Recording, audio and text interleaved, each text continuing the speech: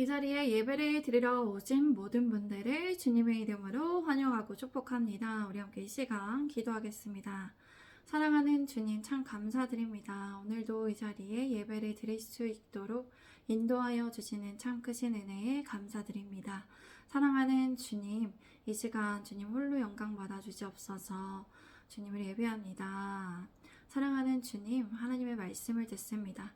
하나님의 말씀을 듣고 깨달을 수 있는 은총과 지혜를 이 시간 허락하여 주시옵소서. 주님 함께하여 주시고 다스려 주시고 통치하여 주시옵소서. 주님만을 의지합니다.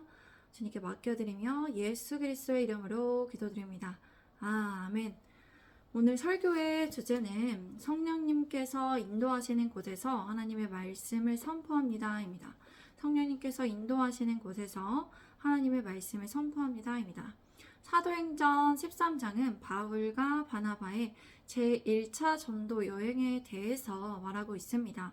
그들은 성령님의 보내심에 따라 배를 타고 구브로 섬을 거쳐 여러 곳을 다니고 안디옥에 이르러서 하나님의 말씀을 전하였습니다. 특히 바울은 이곳에서 성령의 능력으로 이적을 나타내고 설교를 하였습니다. 우리 함께 1절에서 4절까지의 말씀을 읽겠습니다. 안디옥 교회에 선지자들과 교사들이 있으니 곧 바나바와 니게르라 하는 시므온, 구레네 사람 루기오와 분봉왕 헤롯의 젖동생 마나행가 및 사울이라. 주를 섬겨 금식할 때에 성령이 이르시되 내가 불러시키는 일을 위하여 바나바와 사울을 따로 세우라 하시니 이에 금식하며 기도하고 두 사람에게 안수하여 보내니라. 두 사람이 성령의 보내심을 받아 실루기아에 내려가 거기서 배 타고 그브로에 가서. 아멘. 안디옥 교회에는 예언자들과 교사들이 있었습니다. 그들은 바나바, 니게르라 하는 시므온, 구레 사람 루기오, 분봉왕 헤롯과 더불어 어릴 때부터 함께 자란 마나행과 사울이었습니다. 또 그들뿐만 아니라 안디옥 교회 성도들도 함께 있었습니다. 이곳에 한글 번역과 달리 원어에서는 안디옥 교회 성도들을 전체를 가리키는 그들이라는 원어가 기록되어 있습니다. 이렇게 함께하는 사람들의 이름을 다 적혀 있는 것은 의미가 있죠. 이들이 모두 함께 하나님의 예언자들과 교사들이었기 때문에 하나님께 함께 모여 예배드리고 금식할 때 성령님께서 이들을 통해서 말씀하셨습니다. 하나님께서는 두세 사람이 모인 곳일지라도 주님의 이름이 모인 곳에서 예수님께서 함께 하시며 그들 가운데 주님께서 일하시고 말씀하십니다. 이렇게 이들은 함께 모여 주님께 예배드리며 금식하였습니다. 그런데 성령님께서 그들에게 말씀하셨습니다. 너희는 내가 불러 시키는 일을 위하여 바나바와 사울을 따로 세우라. 여기에서 따로 세우라는 것은 특별한 목적을 위해 경계를 지어 다른 것들로부터 구별하다라는 의미를 담고 있습니다. 그러므로 하나님의 부르심을 받아 하나님의 복음을 위하여 따로 구별하여 세워야 함을 말합니다. 그러므로 선교사 사역은 인간의 자발적인 열심이 중요한 것이 아니라 성령님의 보내심, 성령님의 인도하심, 하나님의 뜻을 묻고 그들이 성령님의 뜻대로 화성돼야 해야 합니다.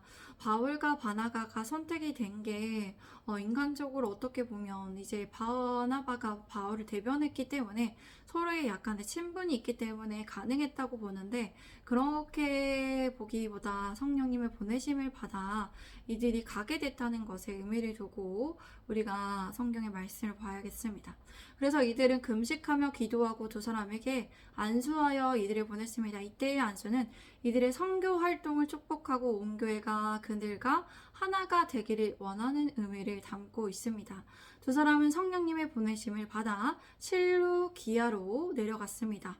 실루기아는 항구 도시입니다. 유럽과 중근동의 중요한 교통 요충지였습니다.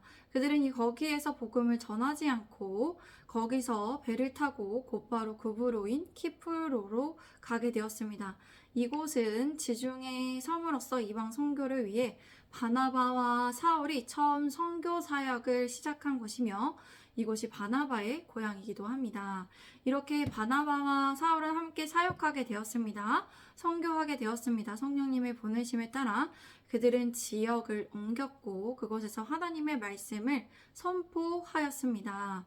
하나님께서 성령님의 보내심으로 하나님의 말씀을 전하게 하시며 그곳에서 일하시고 하나님의 능력을 나타내 보이셨습니다. 제가 5절에서 8절까지 말씀을 읽겠습니다. 살라미에 이르러 하나님의 말씀을 유대인의 여러 회당에 전할세 요한을 수행원으로 두었더라. 온 섬 가운데로 지나서 바보에 이르러 바 예수라 하는 유대인 거짓 선지자인 마술사를 만나니 그가 총독 서기오 바울과 함께 있으니 서기오 바울은 지혜 있는 사람이라. 바나바와 사울을 불러 하나님의 말씀을 듣고자 하더라. 이 마술사 엘루마는 이 이름을 번역하며 마술사라. 그들을 대적하여 총독으로 믿지 못하게 힘쓰니 그들은 살라미에 도착했습니다. 살라미는 그브로 섬 동쪽 해안에 위치한 항구 도시로 그 섬에서 가장 크고 번화한 도시였습니다. 이곳에는 회당이 있었어요. 이곳에 디아스포라 유대인들이 그 섬에 살면서 여호와에 대한 신앙을 지키고 있었습니다. 바울과 바나바는 유대 사람들의 여러 회당에서 하나님의 말씀을 선포했습니다. 이들은 마가라고 하는 요한을 조수로 두어 그들과 함께 동행하여 돕게 하였습니다. 그들은 섬을 가로질러 바보에 도착했습니다. 바보는 그브로 섬의 서쪽 끝에 있는 항구 도시입니다. 바보는 살라미에서부터 약 180km 정도 떨어진 곳에 위치해 있었습니다. 서로 끝과 끝인 동쪽에서 서쪽까지 이렇게 이동을 했네요. 또한 바보는 아프로디테 승전이 있던 곳이며 총독의 간저가 있던 곳입니다. 이곳은 살라미의 행정 중심지인 곳이었습니다. 이곳에서 그들은 바 예수라는 사람을 만났습니다. 바 예수라는 뜻은 여호수아의 아들이라는 뜻입니다. 그러나 그는 이름의 뜻대로 사는 것이 아니라 유대인으로 거짓 예언자였습니다. 그는 총독 서기오 바울의 곁에서 모시는 사람이었습니다. 근데 총독 옆에서 강력술이나 신비 종교의 마술로 사람들을 미혹하여서 돈을 벌던 자였습니다. 이곳에 총독이 있는 이유는 로마에 합병되어 로마 파견 총독에 의해 이곳이 통치되었기 때문입니다. 이 총독은 지혜 있는 사람이어서 바나바와 사울을 만나서 하나님의 말씀을 듣기를 원했습니다. 여기에서 지혜가 있다는 것은 사력있고 현명하다라는 뜻을 의미합니다. 그런데 그는 먼저 바울과 바나바가 전하는 복음에 깊이 관심을 가지고 있었습니다. 그런데 이름을 엘루마라고도 하는 이 마술사가 그들을 막으며 총독이 믿음을 갖지 못하도록 방해하려고 힘썼습니다. 그런 이유가 있죠. 그가 이제 이렇게 힘쓴 이유는 총독이 복음을 받아들여서 믿게 된다면 예수님을 그가 돈을 벌었고 권세를 누렸던 것이 없어지기 때문에 이렇게 방해했던 것입니다. 우리 함께 9절에서 12절 말씀 읽겠습니다. 시작. 바울이라고 하는 사울이 성령이 충만하여 그를 주목하여 하고 이르되 모든 거짓과 악행이 가득한 자요 마귀의 자식이요 모든 의의 원수여 주의 바른 길을 굽게 하기를 그치지 아니하겠느냐. 보라 이제 주의 손이 네 위에 있으니 네가 맹인이 되어 얼마 동안 해를 보지 못하리라 하니 즉시 안개와 어둠이 그를 덮어 인도할 사람을 두루 구하는지라. 이에 총독이 그렇게 된 것을 보고 믿으며 주의 가르침을 놀랍게 여기니라. 그래서 바울은 성령이 충만한 가운데 그 마술사를 뚫어지게 쳐다보며 말했습니다. 이 마귀의 자식아 너는 모든 의의 원수로다. 너는 모든 거짓과 악행이 가득한 자다. 너는 하나 주님의 바른 길을 굽게 하는 짓을 그치지 못하겠느냐 하며 이렇게 독설이며 또 성령 충만하며 이렇게 공의의 말을 선포했습니다. 보아라 이제 주님의 손이 너희 위에 있으니 네가 맹인이 되어 얼마 동안 햇빛을 보지 못할 것이다. 그러자 어떻게 되었을까요? 곧 안개와 어둠이 그를 내리 덮었습니다.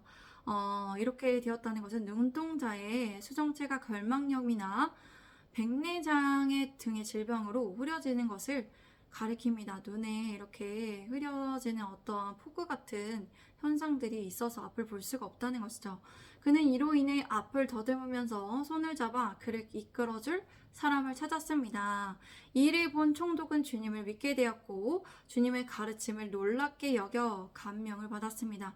하나님께서 이렇게 먼 곳에 바나바와 바울을 보내셔서 하실 일이 있으셨습니다. 거짓 선지자를 하나님의 공의로 심판하시고 하나님께서 택하신 한 영혼에게 하나님의 말씀을 전하고 이적을 보이게 하셔서 그에게 하나님이 어떠한 분이신지를 알리시고 그가 하나님을 믿게 하도록 하나님을 증거하게 하신다는 그런 의미가 있죠. 우리는 그렇기에 하나님께서 택하신 한 영혼을 중요하게 여겨야 합니다. 하나님께서 그 한 영으로부터 많은 일을 하실 줄을 믿어야 합니다. 그리고 성령님의 인도하심을 받아 하나님의 말씀을 선포해서 하나님께서 보내신 곳에서 그 하나님의 사역을 해야 합니다. 그렇게 해서 그 한 영혼을 통해 많은 영혼들이 돌아올 수 있도록 하나님의 선하신 계획을 보며 우리가 또 하나님의 선하신 계획을 볼 때 우리가 어떨 수 있습니까? 하나님께서 일하심, 살아계심을 감격에 힘입어 정말 하나님 위대하시다 하나님께 영광을 올려드릴 수 있습니다. 우리 예수님의 제자단 교회에 이렇게 성령님의 인도하심을 받아 보내심을 받아 정말 하나님의 말씀이 선포되며 하나님의 뜻이 이루어지고 한 영혼이 돌아오게 되기를 바랍니다. 우리 함께 이 시간 기도하겠습니다. 사랑하는 주님 참 감사드립니다. 이 사도행전의 귀한 말씀 하나님께서 살아계심 하나님께서 말씀을 선포하시고 하나님의 그 자녀들로부터 제자들로부터 하나님의 사역을 하게 하셔서 하나님께서 일하시는 그 방법에 대해서 알게 하시니 감사드립니다. 사랑하는 주님, 제가 그렇게 하나님의 뜻에 따라 매일 성실하게 또 하나님의 힘과 능력에 힘입어서 하나님의 말씀을 선포하고 하나님의 살아계심을 체험하기를 원합니다. 주님 인도하여 주시고 함께하여 주시고 하나님의 뜻을 이루어 주시옵소서. 사랑하는 주님, 예수님의 제자된 교회의 한 영혼을 소중하게 여기게 하시고 하나님께서 성령님께서 보내심을 받아 하나님의 말씀을 선포하는 자들이 많아지도록 채워주시고 주님께서 일하여 주시옵소서. 주님의 살아계심이 세상에 선포되게 하여 주시옵소서. 증거되게 하여 주시옵소서. 주님 감사합니다. 사랑합니다. 예수 그리스도의 이름으로 기도드립니다. 아멘. 감사합니다. 오늘도 이렇게 함께 해주셔서 감사합니다. 우리 또 내일 뵙겠습니다. 샬롬.